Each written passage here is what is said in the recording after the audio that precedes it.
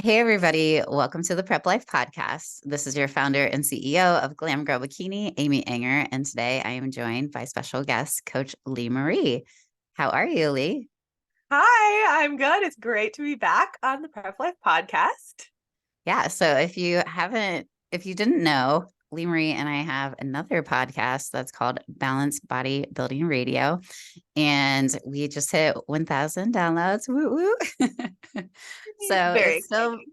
I don't know if the word's gotten out there yet, but we do appreciate those listeners and our give them a little bit about what that podcast vibes, how it's a little bit different than the prep life. Mhm. Yeah. So, in my experience with coaching, I have coached almost all exclusively lifestyle clients until I got into competing. And so now I have competitors that I coach as well. But then also, I always identified with my lifestyle clients when I was in my improvement season. And so I feel like people that are just general weight loss clients and bikini competitors or wellness competitors, physique competitors in their improvement season have similar struggles, similar, questions, struggles with motivation. And it's a little bit of a different need and knowledge base than someone that's in a contest prep. And I think both areas there is a need for education and motivation and all of those things, but it looks different. And so we wanted to do a podcast that was centered more on lifestyle weight loss, general health, really backed by research, what actually has been researched to show improved health, and all the benefits, go over the setbacks of things, and then also what can work for strategies in the improvement season. So Yeah. that's over at Balanced Bodybuilding Radio. Yeah. We're like the scales of justice when it comes to like Lee Marie's more like giving the lifestyle expertise, whereas, her experience and knowledge is on that side. And then I am more the competitor side with that mindset. And so, yeah, our target audience with if you're a competitor is just when you are in your improvement season, kind of trying to find that balance, which is, it's prep life. Prep life is year round, everything is a season. And so this is just a little bit more on the competition heavy side, as listeners know. So what we are going to talk about today is rapid fat loss. And Dr. Bill Campbell, shout out to him and his research lab at the University of South Florida, has done amazing things with physique enhancement and the research behind that. And so it's been very wonderful for me, like to kind of look at what he's doing in the lab and use that to apply, because most of the time with research, it's not that applicable to bodybuilders and physique competitors. Most of the research is that lifestyle side of things where, it's great because it's directed towards like disease, like obesity and diabetes and things that need to definitely be addressed.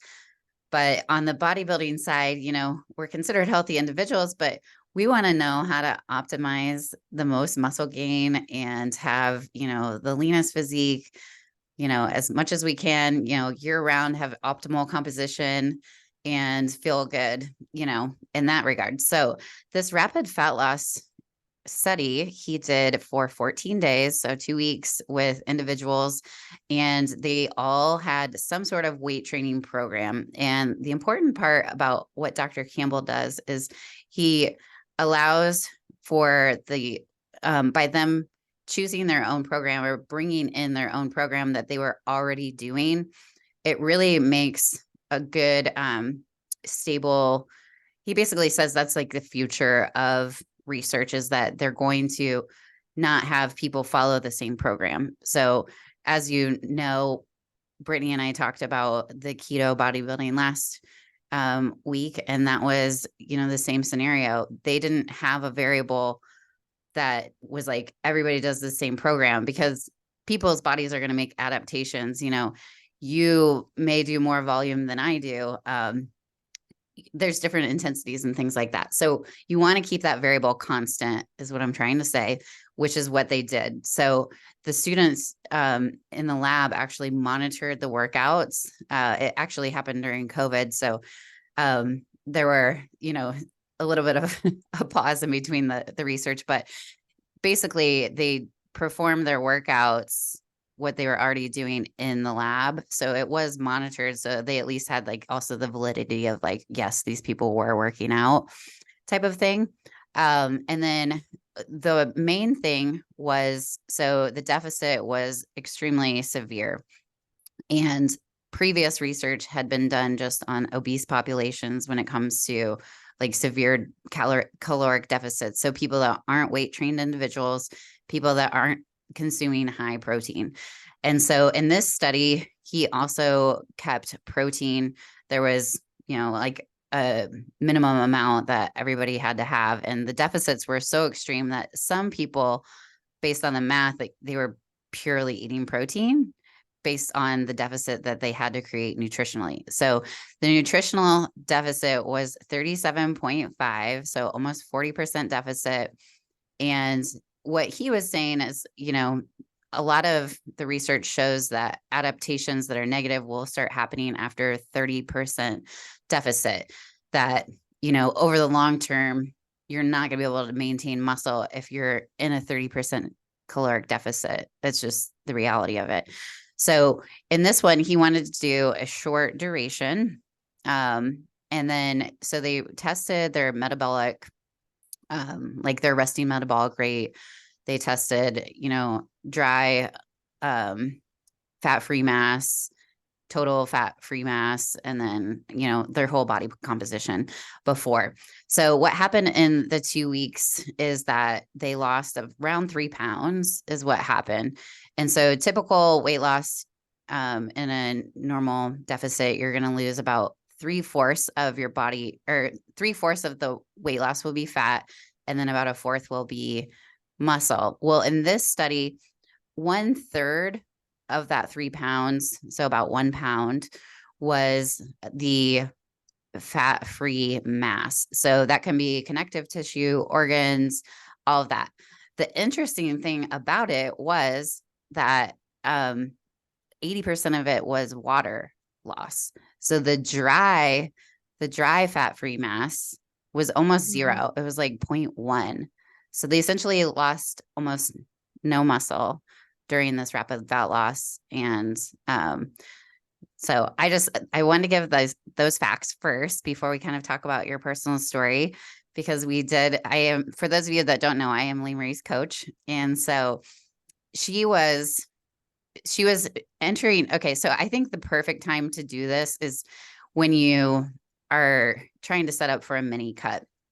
And I know Brittany and I talked about this a little bit, where there's some good scenarios. So you can reference that podcast that we talked about different times to do a mini cut. Well, Lee Marie had, been in an improvement season, and we were trying to recomp her and trying to get her calories as high as we could, cardio as low as possible. And we really wanted to put some good lean mass on her after the Ben Weider in November. So she, was recomping throughout this time, and we kind of established a maintenance. And I think, Dr. Campbell was talking about how in his study, he established a maintenance calorie, like all the pre-testing was kind of to figure out, what these people's maintenance was. I think that he said, and I don't want to misquote it, but I think they followed them for a couple of weeks on their normal diet to figure out what their maintenance calories were. So we knew what Lee Marie's were. And I felt like, we started doing, we want to preserve as much muscle as possible at Glam Girl. And that is my ultimate goal is, in the improvement season, the goal is to have no cardio, to have your calories as high as possible, so that when you start to cut, you're preserving as much muscle as possible throughout that process. And you don't have to use as severe of a deficit, or, you're starting from a good place to pull, right? So that's kind of where we were. We started doing a little bit of a deficit and adding in some cardio, and weight wasn't moving. So I'll have you kind of take it from there, because I did give you a phone call after one of your check-ins. I know you're a little frustrated because we had turned on the prep button and things weren't really moving. So yeah. So what are your thoughts there? I mean, even even before that. So I remember talking with you kind of about when my improvement season was going to end and we were going to start prep, and I was at like an uncomfortable weight, which I am slowly learning, like we all do, that goes along with gaining muscle.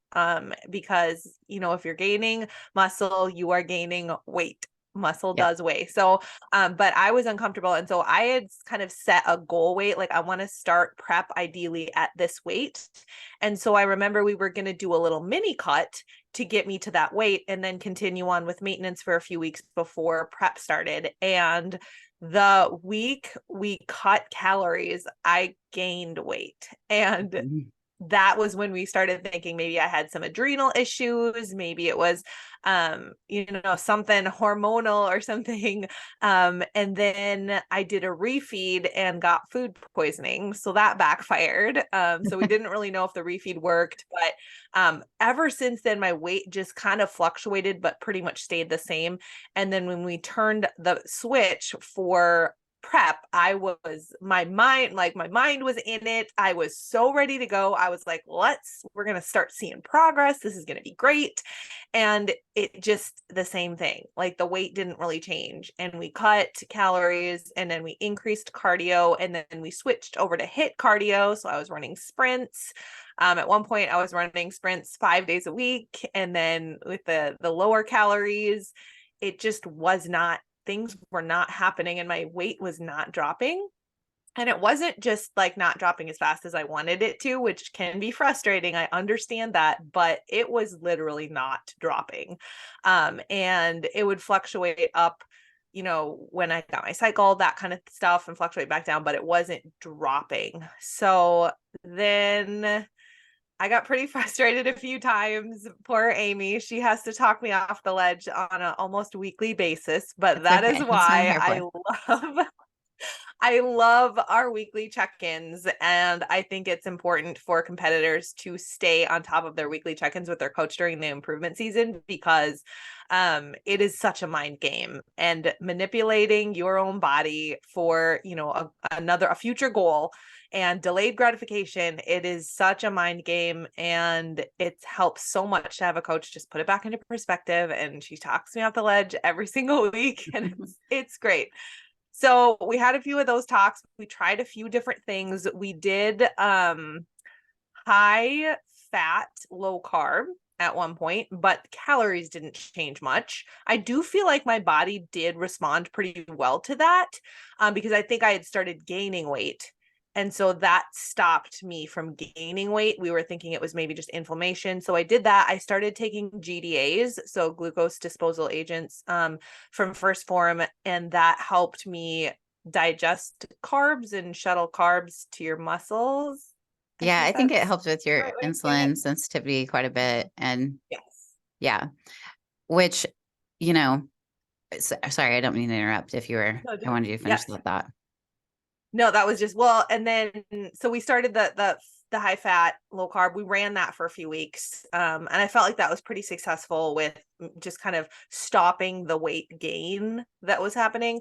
But then when we started prep, we kind of transitioned out of that because we wanted to have more carbs for energy and to keep muscle building. And so we took fats back down to normal and brought carbs up a little bit, but I just was not losing weight. And so then we got to a point where I was like, I have this many weeks till the show. I should, I'm aiming for this body weight.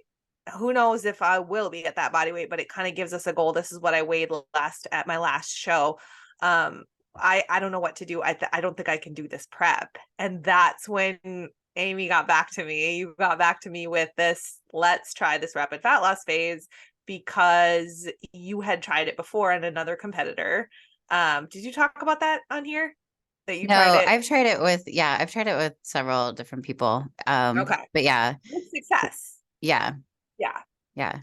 So, And because I'm yeah, I here had for heard anything about the always. study that Dr. Campbell had done, and I think we've talked about it with him actually on the podcast. So yeah, but it's now out there. So it's definitely very applicable. You don't want to be at that kind of deficit for a long time. but Mhm. why don't you share with your results with the audience, like what Uh, you had, your experience? So we started the first, I think, couple of days was at a 35%. Was it 35? And then we moved it up to a 40% deficit. Was that what we were doing from my maintenance? We were kind of Yeah, estimating at that point. it was close. Like it was around what the rapid fat loss, 37.5. I mean, it was Mhm. right around there. Yeah. So Yeah. I was one of those people that was eating mostly protein. Which is Hmm. easy for me. I love protein. So my protein actually stayed pretty high, pretty close to what I was eating before. And that was really helpful. And then I was pretty much only getting fats from my protein sources. I had a little bit of additional fats. And then carbs were pretty much vegetables. So I was able to get a volume, but it was quite low calories. But at that point, I just was mentally just there. So Yeah. it was easy because I was so motivated. I know it was only going to be 14 days and I was just ready to see results. So Yeah. so we got that started. My weight dropped, so I dropped 5.4 pounds in the 2 weeks. Yeah. So That's that's awesome. incredible. In that 2 weeks, I also got my cycle. So the second week I got my cycle. So then that made the weight come back up and it was really discouraging. And we had to have those ledge talks again. But still the final weight drop was 5.4 pounds in 2 weeks. But I think the best thing about this for me that I took from it is that since then, my weight's been steadily dropping. So after we stopped the protocol, I've been hitting a new low weight every single day. And so That's I didn't even awesome. tell you this, Amy, but I hit a new low this morning. So Yay. so it's almost like it was the key to turn the engine on, or it was the gear shift that just got my body going, even though now we are back up on calories. Not, I mean, I'm still on prep, so I'm obviously still dieting, but I'm back on eating my pre-workout, post-workout carbs, proteins back up, fats a little higher. But my body has kept up the momentum and I'm just steadily dropping, 0.2, 0.4, whoa, 0.1. Okay, stayed the same one day. Okay, dropped again. And it hasn't been fluctuating up at all since then. Now it will, eventually your weight's always going to fluctuate, but that's what I felt was the best part. And then during the fat loss protocol, I was very careful to track the weights that I used and my intensity in the gym because I wanted to know if it was affecting my workouts. I did switch from HIIT cardio to steady state cardio because I was just too drained at the end of my workout to run Yep. sprints. So we switched it over to steady state, which was fine, and kept my steps the same. And then I was able to lift the same amount of weights for the most part. I would say maybe 75% of the time I was able to match the weights that I usually lift, because I track those. And so I know the one thing that I did need to do was take longer rest periods. So I usually Yeah. rest about 30 to 60 seconds and I just keep going and keep going. And I I needed longer rests. So I was careful not, I mean, I didn't rest 10 minutes, but it would be a couple of minutes before I was ready to get back in. And then the other thing was I wasn't even trying this, but I drank a gallon and a half to 2 gallons a day just throughout this whole thing. And I don't know if it was because I was sweating more in the gym or just because I wasn't eating a lot, And but you're I drink hungry. a Yeah. lot of water. Yeah. It's like And oral then fixation. one thing that I did do that I feel like helped, and it just helped my adherence. This, I don't know if they did this in the study or if this would even matter, because if you equate for calories, it doesn't matter. But I didn't drink any calories during this, so I cut out all liquid calories. And when you're cutting your calories this low to this much of a percent of a cut, I just think that's smart Yeah. to eat all of your calories, just for the energy availability and to keep you full. And so mentally, and then also mentally, I had some days where I was literally in the dumps, and then the next day I would be high as a kite and full of energy. So the whole time I was not, utterly exhausted and drained. I had really great days. I had some really great workouts. I was really motivated. Sometimes when your body is I feel like when your body's holding on to weight, it does kind of slow you down. You feel a little sluggish. And so even though dieting is hard, doing something like this where I lost a few pounds in a few days, you do feel lighter, and sometimes you do feel more energetic and stuff. So I feel like that was a plus.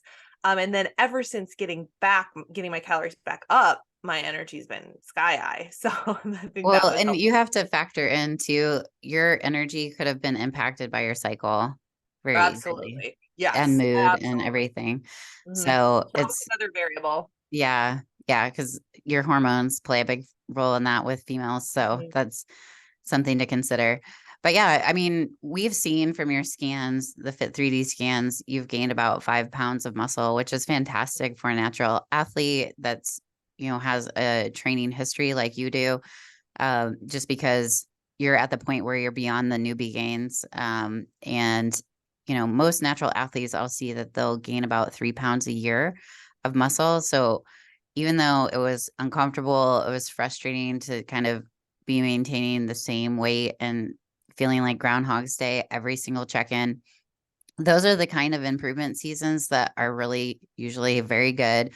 Mhm. If you can kind of just like make it through mentally by not seeing changes, especially if you're so used to like being in prep all the time, which you went through a lot of different preps and things like that. And it's like you're always used to seeing things go down, down, down. And when things just stay the same, you feel like you're not making improvements. And so Mhm. I think it's important to bring that up, that even though, you know, you just stabilized your weight and it wasn't a comfortable weight, at that time, that was what was necessary.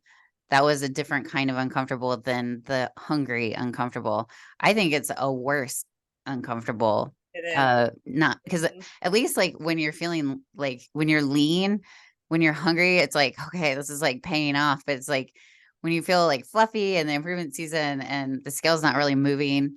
I mean, your weights are probably going up in the gym and your energy is better and like you have a little bit more balance in your life. But anyways, I just wanted to kind of point that out because Yeah. I know that was something, and at this point we kind of just like ripped off the band-aid, and it was a good stimulus for your body. But if we would have kept you there for a couple of weeks, Dr. Campbell has not done research on that. um mentioned, I would be curious what would happen after 3 weeks, because the resting metabolic rate did get impacted. That was one thing I didn't mention. The resting metabolic rate after the 2 weeks actually did downregulate. And then once they went back to their like maintenance or like slight deficit, like a normal deficit, the resting metabolic rate went back to what it was at baseline. Mhm. So, you know, it's crazy that just in that small amount of time that it can downregulate. Fortunately, for you, we are able to drive your calories right back to like a slight deficit. Mhm. And so hopefully, your metabolism will rebound or, correct itself. So think about like thermic effect of food. You're eating less, so you're going to be burning less calories just through the pure consumption of less food. Um, Mhm. just some Mhm. factors to Yeah. kind of like food for And thought. I think the same thing too with like I said, with the weights in the gym, how, there was that 25% of sets that I maybe went lighter than I should have. But since we brought the calories back up, I've actually PR'd a couple of times in the gym. So Nice. strength gains come just right back too. That's great. And then, yeah, it is good to remember with the rapid fat loss protocol, if you're going to try something like this, set a time. You're doing it for a time period. It's not until I lose 5 pounds or until I lose 10 pounds. It's not like that. So get in, get out, get your calories back up. Um, just because also mentally is huge, and you really want to watch your mental health when it comes to diving this low in calories and not getting, weird ideas about good food, bad food, or, the urge to just say, forget everything. I'm eating everything in the kitchen because I just can't handle this anymore. So we don't want to get to that point, because that is not going to do you any good at all. And you want to protect your mental health around food too. So like if you're going to do this, set the time that you're going to do it, and then get out, get your calories back up. And hopefully you have a coach helping you through this as well. But I do feel like I got in, I pushed through it, and then getting back out, I feel much better. I'm performing better in the gym. I'm back, even pushing heavier weights, but the weight has just kept dropping. And so that I feel like is the biggest benefit I've seen, just getting the ball rolling and getting my body to respond. Yeah. Some other ones that I've recently used for clients, like I'll have somebody that's kind of like getting close to a show, still a little bit far out, that they're going on vacation or they're traveling, where, we might do like a calorie goal and like a protein goal. But they're getting close to the show, so they really can't go just like free for all on the vacation. So what we'll do is 2 weeks before the vacation, we'll do the rapid fat loss, and that just gives them a head start. So then when they kind of get that boost of calories back, or they're like at a maintenance during vacation, which gives them a little bit more budget room too. It's kind of like doing a diet break in a way. But yeah, I think that's been effective. And then another time I've used it to, just from a practical standpoint, is I had a competitor that was very close to being ready for a show. It wasn't a one that we planned on. We actually had a much later show, but she was coming in so well during her prep, and her calories were still relatively high. So we had about like, I don't know, she was like 3 weeks out, and she was kind of like borderline, and she really wanted to do like this earlier show. So we did the rapid fat loss. We actually only had to do it for like a week because she ended up losing like 6 pounds. But just like some scenarios that it can sometimes just really like start the wheel moving. If you think of a giant hamster wheel, sometimes dieting takes so long. And, Lee Marie's story is, it's typical in some cases where it takes a little bit more for that hamster wheel to get going. And once it starts going, it's like the wheel will come off. But it's just that momentum, and you have to like have that grit and that tenacity to kind of like stick with the consistent actions every day, because the progress is just never linear. It's never going to be perfect. And I'll see even over like 6 month periods where I have people that have significant weight loss, like they have like 40 to 60 pounds to lose. They'll go, a couple weeks and not lose anything. And then like they check in and they've lost 3 pounds, and it's like, it catches up. It's like just whoosh down, so the body is like such a complex animal. It's just crazy how everything works. So, but that's another reason why getting a coach is so important, because, some of these patterns and things like, having that experience of over a decade of like seeing how a female's body reacts to weight loss or contest preps, it's just helpful using. And that's what when I started the company, I wanted to specifically focus on one population. And when I first started, I had trained men's physique and things like that, but I really wanted to focus on women, because we are so much more complex than men too, like with our cycle. Like we were just talking about, the cycle adds another element, and the way our bodies, I just feel like if you can kind of focus on one thing, you can really become an expert in that, because you continually see, everybody's unique and everybody's different, but it's nice to be able to kind of like have a focus, kind of like similar to having a general practitioner doctor versus like a cardiologist or a brain surgeon. You're not going to have your family doctor do brain surgery on you. Yeah. So it's just like a different thing, but I kind of got on a side tangent with that, I guess. Love that. So I have a question for you, and maybe this will kind of summarize everything, but for somebody listening to this and talking about, rapid fat loss protocol and wondering, I wonder if this is something I should do or I should ask my coach about. In your mind, what would you say would be like an ideal spot for somebody to be in that would need to use this and get the most out of it? And then what would you caution? Like, if you're in this spot, I would caution you against doing this. I think you have to have a baseline calorie that you have to have been at maintenance calories for a long time.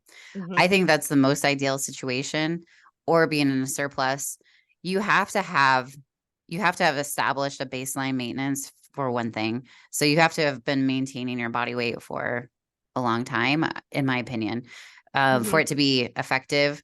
Um, because you wouldn't want to do this like post contest, just as Right. like a let's put a band-aid on the rebound that I just did, where I consumed like thousands and thousands of calories like post show for a couple of weeks. So I'll just do a rapid fat loss to like get it all off. That would be a bad time. You need your hormones to like level out, heal. I mean, in my opinion, as long as you're spending in a dieting phase, you should probably spend just equally amount, in improvement or reversing out and trying to get into that maintenance area. Mhm. So that's my opinion. And I think mentally you have to be motivated like you were. Like it takes a lot of persistence and like tenacity to stick with this diet. um Going that low is very hard, and so if you're not in a good place mentally with food, you are going to be wrecked. You have to be highly motivated to want to eat this low calories, to be, let's just put it out there, you know.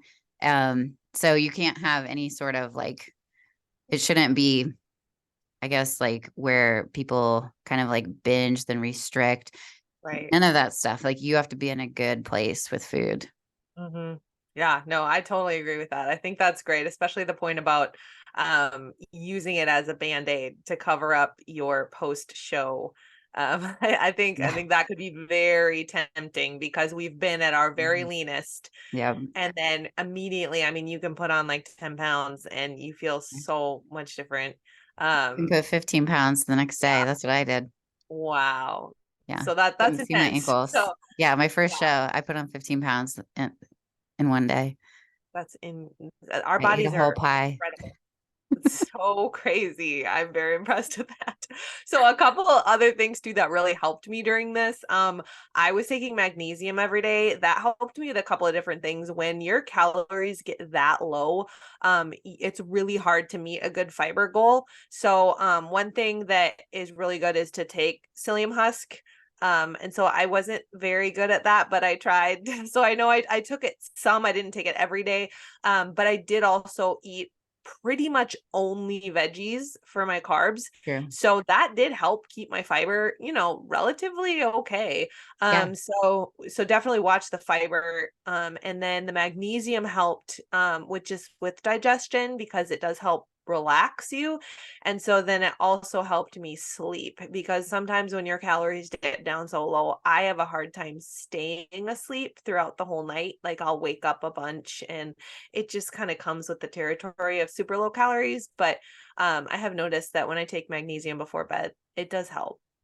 I do feel like I'm getting an extra protein shake when I take the first form. I know this is a shameless plug, but I really do love it. I thought that I loved the peach ring kind, but the salted chocolate is so good. It tastes like I'm having another protein shake right before I go to bed. It really gets me I, past like I'm gonna wander into the kitchen and grab yep. something because I'm starving right now. Like it gives me something where, especially if I put chocolate, stevia, and Himalayan salt in Mm-hmm. it, because it already has stevia, it already has like the salt or whatever, but just adding that, it makes it really frothy and Yes. creamy and Yes. I 0 ordered that calories. specifically for this cut Yeah. and it helped so much. That reminds me too, though, that you We'll added put more the salt link. for it. One thing I really started to do, just noticing that I had to take longer rest periods in the gym, is I started taking some extra electrolytes. That's So I good. drink a lot of water and I sweat a lot. And when I lowered my calories so much to pretty much just protein and vegetables, even though I was salting my food, I do think my sodium levels went down. So that's just something to keep an eye on too. If you're feeling like when I was feeling slightly lightheaded and stuff in the gym, it was like, oh, I think it's time for me to get some electrolytes in me. Yeah, because you're not doing as much volume, so you're not salting as much food, and then you had mentioned like you did 0 calorie drinks. So some calorie drinks like pre-workouts and EAAs, like some are 0 calories and they have electrolytes in them, but Mhm. some don't. And so I always tell like competitors during peak week when they pull out all sweeteners and things like just like their BCAAs and stuff like that usually has electrolytes in it. So I always tell them to, add some smart water or Smart like, water. Yep. yeah, just Yep. to make sure that their electrolytes are where they need to be for peak week. But yeah, I mean, I think this was a good episode. Thanks for coming on today. I really appreciate it. And if you would like to order your magnesium, I will put the link in the description box. And if you are feeling so moved, we would love to hear what you thought about the episode. If you can tag us on your story on Instagram, we're found at Prep Life Podcast or at Glam Girl Bikini, or you can do the extra step of leaving a rating or review. That just helps other listeners that are interested in similar topics find us. So if you would like to apply for the team, you can go to glamgirlbikini.com and hit the get started button. This is your founder and CEO of Glam Girl Bikini, Amy Enger, signing off with Lee Marie. Thanks for listening, guys.